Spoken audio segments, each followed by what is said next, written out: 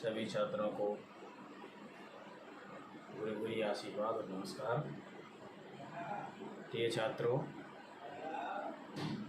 आपका पुनः स्वागत है हमारे SRP इंटर कॉलेज की व्हाट्सएप वर्चुअल ग्रुप में। प्रिय छात्रों, आज हम ऑटोमोबाइल में प्रथम अध्याय यानी ऑटोमोबाइल का परिचय इसको पढ़ाएंगे। तो छात्रों, जैसा कि हम पिछले अपने सभी क्लासों में बता चुके हैं कि आप लोग व्यावसायिक वर्ग में ऑटोमोबाइल विषय पढ़ रहे हैं। इस ऑटोमोबाइल विषय में आप थोड़ा जान लें। हमने जैसा कि बताया था आप लोगों को ये बताया था कि प्रिय छात्रों, ऑटोमोबाइल एक इंजीनियरिंग विषय है और इस विषय को आप बहुत ही ध्यानपूर्वक पढ़ेंगे। जब इसको ध्यानपूर्वक पढ़ेंगे तो एक आपकी जिज्ञासा जगेगी कि आपको इस विषय के बारे में और इसके बारे में, और जब आप पढ़ेंगे तब आपको समझ आएगा कि ये है क्या। और मैंने जैसा अपने जो ऑटोमोबाइल का परिचय था मैंने बताया था कि ये विषय में क्या है, कि आप लोगों को कितनी इससे फ़ायदा हो सकती है, बेनिफिट मिल सकता है, आप अपने आप को कितना स्वावलंबी बना सकते हैं, ये मैंने अपने पिछले वीडियो में बताया था। तो आज प्रारंभ करते हैं। इससे पहले सभी छात्रों से मेरा अनुरोध है कि हमारे चैनल NK.Singh को सब्सक्राइब करें, लाइक करें, बेल आइकन दबाएं, जिससे आप लोगों को नए वीडियो जो अपलोड करें हम क्लास में वो आप लोगों को मिलते रहें।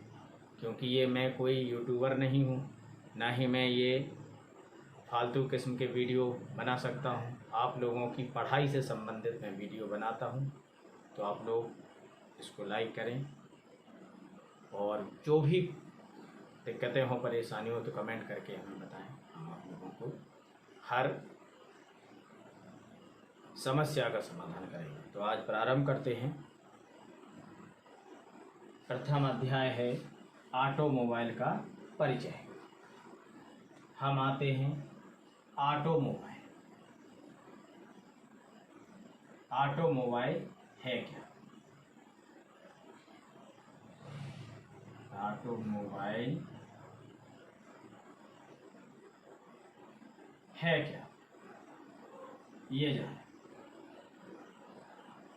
ऑटोमोबाइल, प्रिय छात्रों, ऑटोमोबाइल सबसे पहले ये जाने कि ऑटोमोबाइल शब्द का अर्थ क्या है, इसकी उत्पत्ति कैसे हुई। ऑटो का अर्थ होता है स्वतः। ये दो शब्दों से मिलकर बना है ऑटो धन मोबाइल। ऑटो का अर्थ होता है स्वतः, मोबाइल का अर्थ होता है मूव करने वाला यानी चलने वाला या घूमने वाला। तो ऑटोमोबाइल का अर्थ हुआ स्वतः चलने वाली वस्तु को ऑटोमोबाइल कहते हैं। ऑटोमोबाइल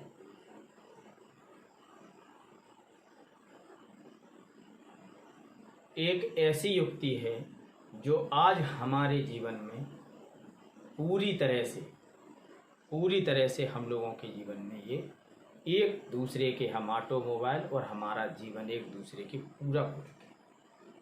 ऑटोमोबाइल हम लोगों को यानी व्यक्तियों को और सामान को एक जगह से दूसरे स्थान पर पहुंचाने में सहायता करता है। ये जो ऑटोमोबाइल के द्वारा जो गाड़ियां चलती हैं, ये गाड़ियां हमें यानी व्यक्तियों को, सामान को एक स्थान से दूसरे स्थान पर पहुंचाने का कार्य करती हैं।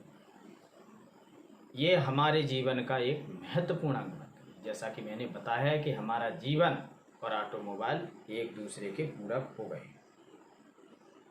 हम ऑटोमोबाइल के अंतर्गत मोटर गाड़ियों के विभिन्न पुर्जों कि कौन कौन से इनके पुर्जे होते हैं, कौन कौन से भाग होते हैं, क्या होता है, इसका हम अध्ययन करेंगे। ऑटोमोबाइल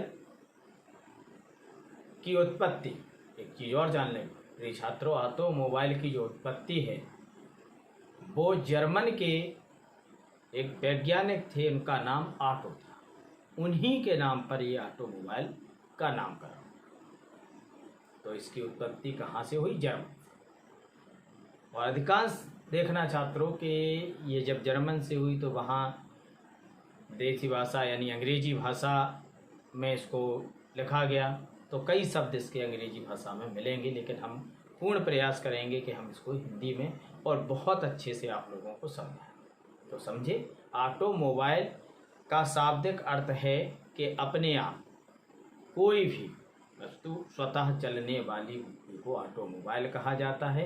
और ऑटोमोबाइल के अंतर्गत हम मोटर गाड़ियों का अध्ययन करेंगे, मोटर गाड़ियों के विभिन्न भागों का अध्ययन करेंगे। ये ऑटोमोबाइल, और ऑटोमोबाइल का मुख्य कार्य क्या है कि हमें यानी व्यक्तियों को और सामान को, ऑटोमोबाइल के द्वारा जो गाड़ियाँ चलती हैं वो हमें यानी व्यक्तियों को और सामान को एक स्थान से दूसरे स्थान पर ले जाने का कार्य करती हैं।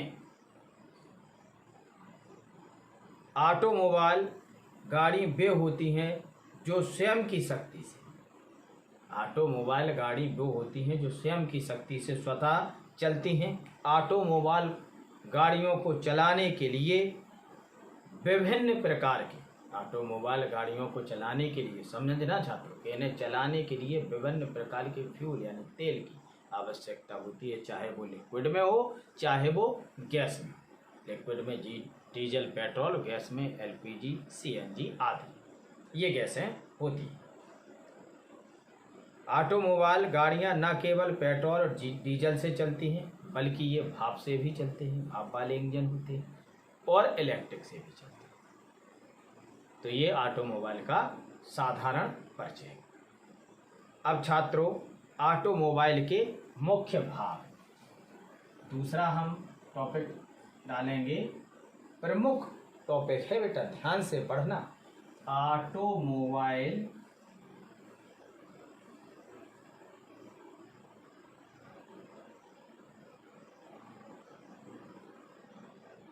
ऑटोमोबाइल के मुख्य भाग।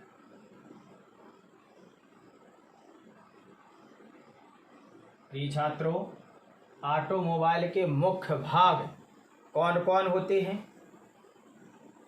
इसके मुख्य दो भाग होते हैं। ऑटोमोबाइल के मुख्य दो भाग होते हैं। नंबर 1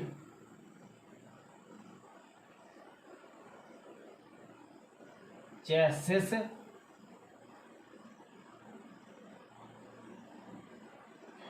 और नंबर 2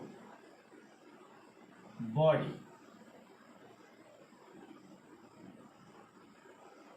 ये दो मुख्य भाग होते हैं। नंबर 1 है चेसिस और नंबर 2 है बॉडी। ये मुख्य भाग होते हैं।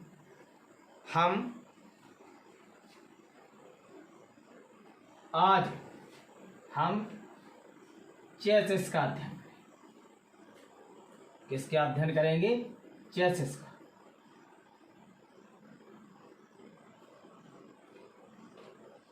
चेसिस क्या है जान लें। चेसिस बोलते हैं अपने भाग, वह जो अपनी आम भाषा है उसमें चेसिस बोलते हैं, लेकिन इसको पढ़ने में अपनी ऑटोमोबाइल की मशीनरी भाषा में सही इसका जो नाम है वो है चेसिस। तो चेसिस का ये क्या है तो समझें छात्र। चेसिस किसी भी मोटर गाड़ी का बॉडी के अलावा वह बचा हुआ भाग है या शेष भाग है जिसमें बहुत से भाग होते हैं। जिसमें यानी चेसिस में बॉडी के अलावा एक ये बचा हुआ प्रमुख भाग है, इसमें बहुत से भाग होते हैं। इसमें कौन कौन से भाग होते हैं? इसका हम अध्ययन करें। चेसिस में नंबर 1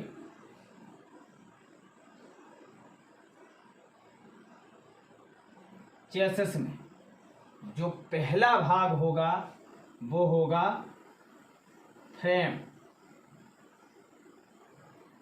पहला भाग फ्रेम। तो छात्रों फ्रेम के बारे में समझ लें। फ्रेम क्या है और इसका कार्य क्या है। फ्रेम का संपूर्ण जो फ्रेम होता है वो संपूर्ण भाग लोहे का होता है। संपूर्ण भाग लोहे का एक मोटी चादरों का गाटरों के समान बना होता है, जिनको आपस में क्रॉस मेंबरों द्वारा जोड़ देते हैं। इस तरीके से क्रॉस मेंबरों के द्वारा ऐसा जोड़ देते हैं। ये चेसिस होता है इस तरीके। ठीक, चेसिस समझे कि ये लोहे के चादर के 2 लंबे गांठों जैसा बना होता है, जो आपस में क्रॉस मेंबरों द्वारा या क्रॉस मेंबर द्वारा जुड़े होते हैं। नंबर 2 है प्राइम मूवर।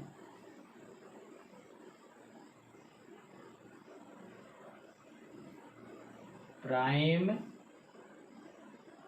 मूवर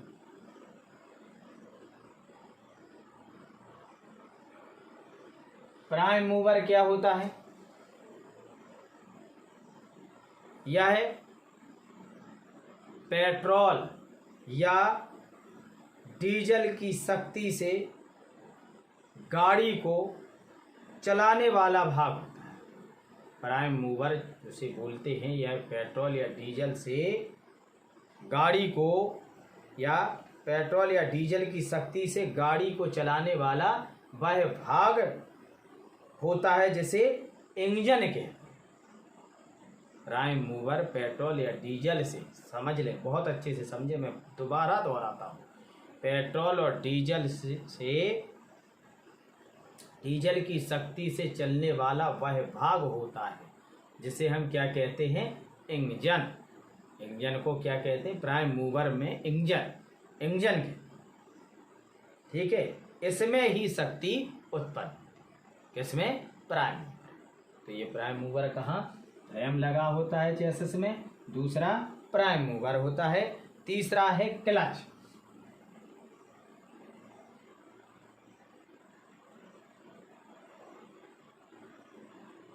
तीसरा है क्लच। क्लच का कार्य क्या होता है? ये इंजन की शक्ति, इंजन की शक्ति होती है।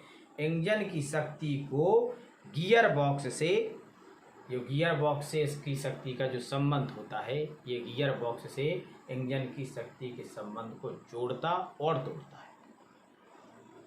ठीक, क्लच का कार्य ये होता है ताकि गियर आसानी से बदले जा सके। क्लच एंगेज और डिसएंगेज करना होता है। किसको? गियर बॉक्स को। इंजन तथा गियर बॉक्स को ये बीच आपस में ये एंगेज और डिसएंगेज कर देता है। तीसरा है, चौथा है गियर बॉक्स।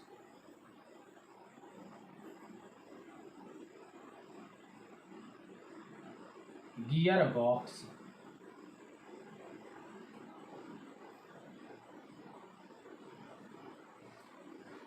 गियर बॉक्स का कार्य क्या है? समझ लें। विभिन्न परिस्थितियों में तेज और धीमी, या रोड खराब हो, गड्ढेदार हो, या ढाल हो, या उतराई हो, तो धीमी या गति वाहन को चलाने को शक्ति प्रदान करने के लिए गियर बॉक्स का प्रयोग किया। धीमी या तेज गति वाहन को चलाने के लिए जो शक्ति प्रदान की जाती है उसका कार्य गियर बॉक्स करता है। गियर बॉक्स में विभिन्न प्रकार के गियर होते हैं। विभिन्न प्रकार के गियर कैसे? जैसे लो गियर,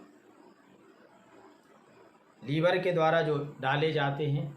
लो gear, neutral gear, back gear यानी पीछे को गाड़ी चलाना, आगे के लिए कई फॉरवर्ड गियर और रिवर्स गियर होते हैं जिनको लीवर के द्वारा ड्राइवर बदलता है। अपनी आवश्यकता के अनुसार, रोड के अनुसार। अब आता है पांचवा propeller shaft.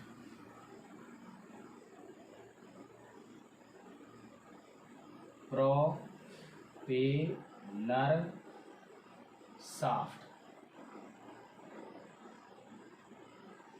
Propeller shaft. Propeller shaft gear box से प्राप्त शक्ति को पिछले पहियों तक, प्रोपेलर शाफ्ट का कार्य क्या है कि ये गियर बॉक्स से जो शक्ति इसको प्राप्त हो रही है वो पिछले पहियों तक पहुंचाने के लिए एक खोखली व लंबी शाफ्ट का प्रयोग किया जाता है, जिसको प्रोपेलर शाफ्ट बोलते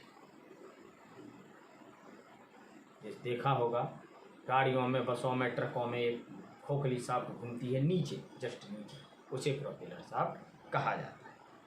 अब आता है छठवां rear axle.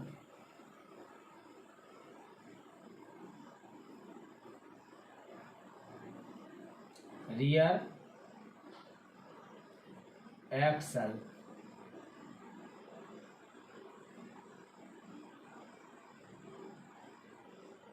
Rear axle. Rear axle में प्रोपेलर शाफ्ट से आई शक्ति को, रियर एक्सल होता है, रियर माने पीछे का, एक्सल। रियर एक्सल जो है वो प्रोपेलर शाफ्ट से जो शक्ति उसे प्राप्त हो रही है वो डिफरेंशियल गियर की सहायता से पिछले दोनों पहियों तक पहुंचाता है। कौन पहुंचाता है? रियर एक्सल पहुंचाता है। ये दोनों पहिए रियर एक्सल पर जुड़े, ये दोनों पहिए जो होते हैं वो रियर एक्सल पर जुड़े। ठीक है। अब आता है सातवां पहिए,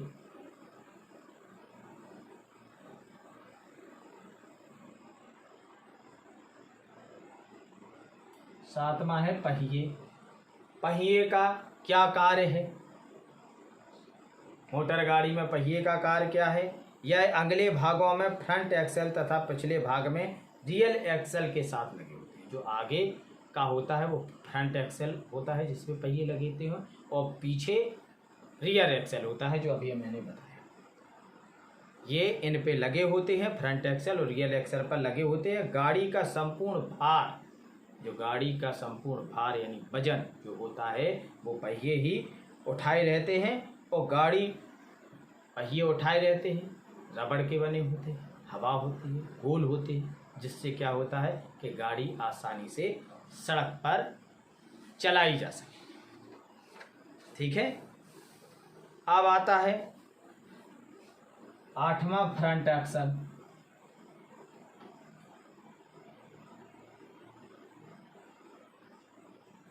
फ्रंट एक्सल, एक्सेल।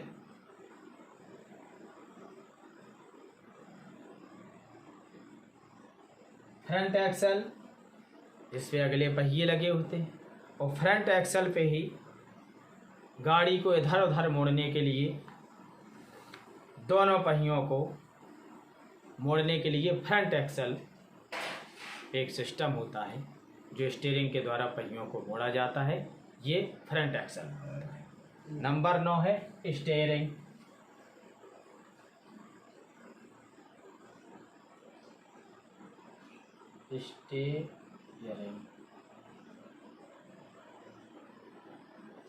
स्टीयरिंग का कार्य गाड़ी को दाएं या बाएं मोड़ना। स्टीयरिंग का कार्य ये होता है कि गाड़ी को ड्राइवर दाएं या बाएं अपने हिसाब से मोड़ सकता है। नंबर 10 है सस्पेंशन सिस्टम। 10 क्या है? Suspension system.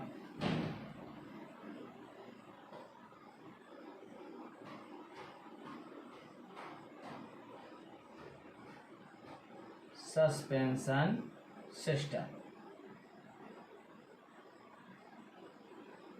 सस्पेंशन क्या होता है थोड़ा समझ लें।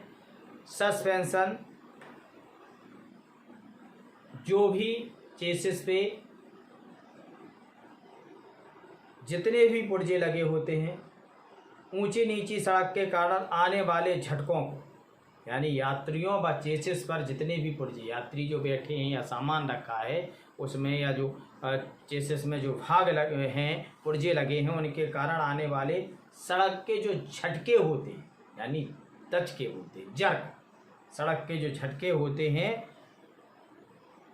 उनसे बचाने के लिए सस्पेंशन का प्रयोग किया जाता है। ये अगले पहियों और पिछले पहियों पर फिट किए जाते हैं सस्पेंशन। ठीक है।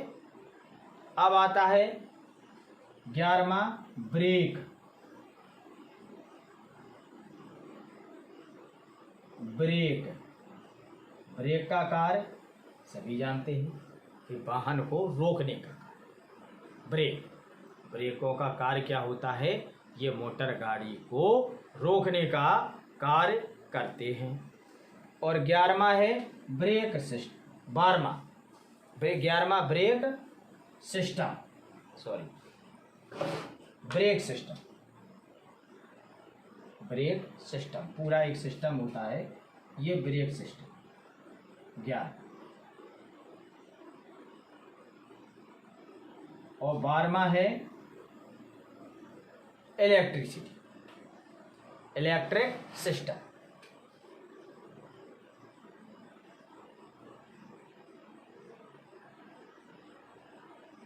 Electric system.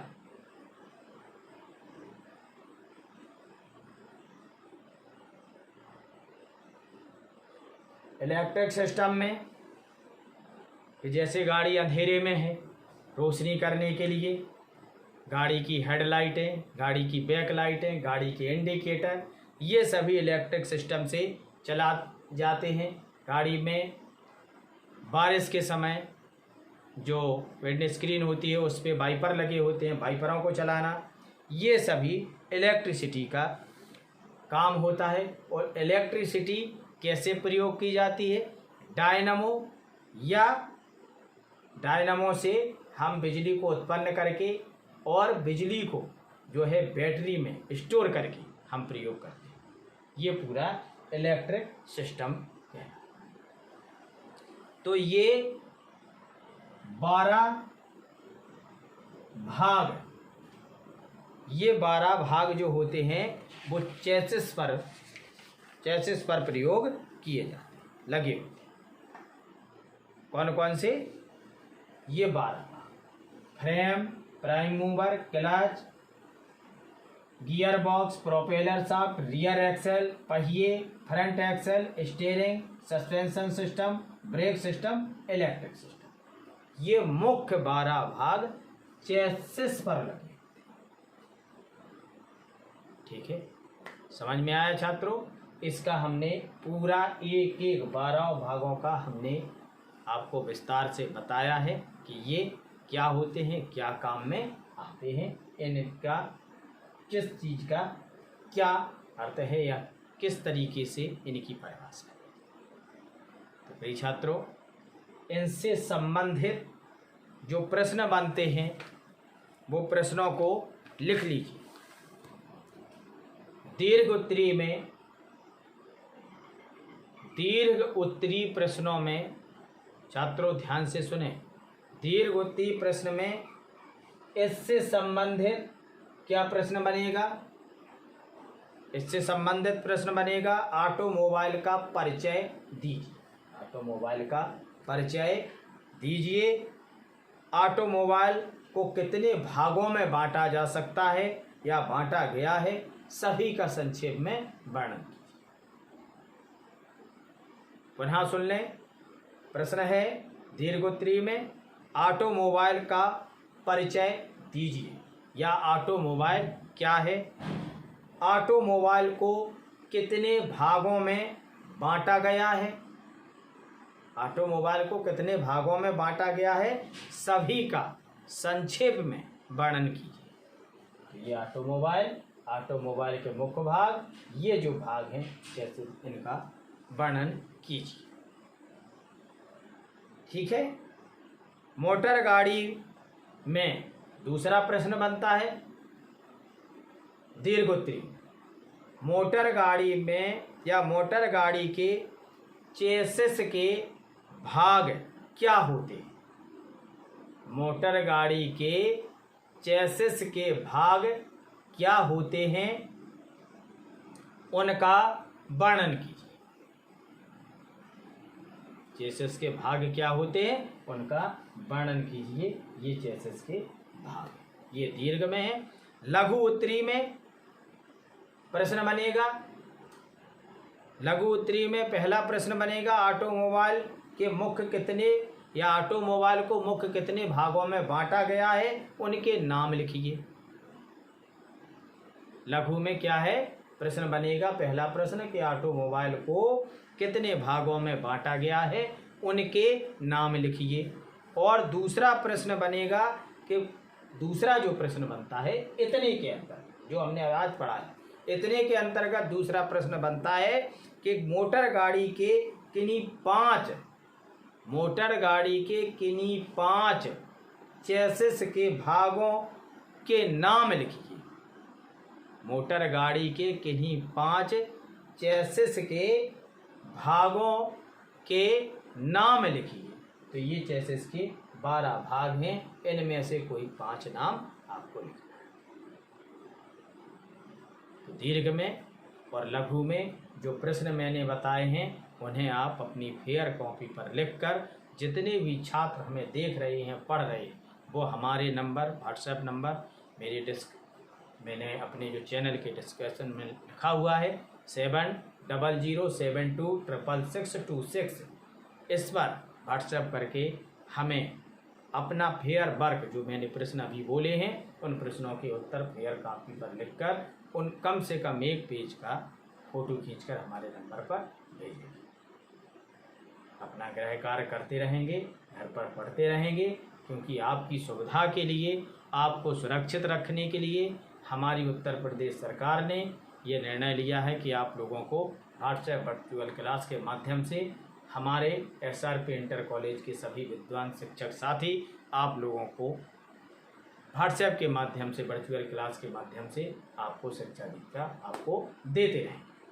तो आप लोग हम लोगों का ये सहयोग करेंगे कि आप हमें पूरा जो मैं बोल रहा हूँ, जो पढ़ा रहा हूँ, या हमारे जो शिक्षक साथी पढ़ाते हैं, उसका पूरा फेयर वर्क की कम से कम 1 पेज की फ़ोटो अवश्य व्यक्तिगत नंबर पे भेजें।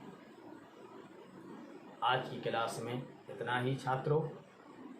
कल मैं पुनः ऑटोमोबाइल में आगे आप लोगों को, आज मैंने चेसिस बताया, कल आपको बॉडी के बारे में पूरा बताएंगे। बॉडी का कार्य क्या है, बॉडी के भाग क्या हैं, ये सब हम बताएंगे। आज की क्लास को मैं अपने इन शब्दों के साथ विराम देता हूं कि आप लोग इस कोरोना महामारी में अपने आप को सुरक्षित रखेंगे।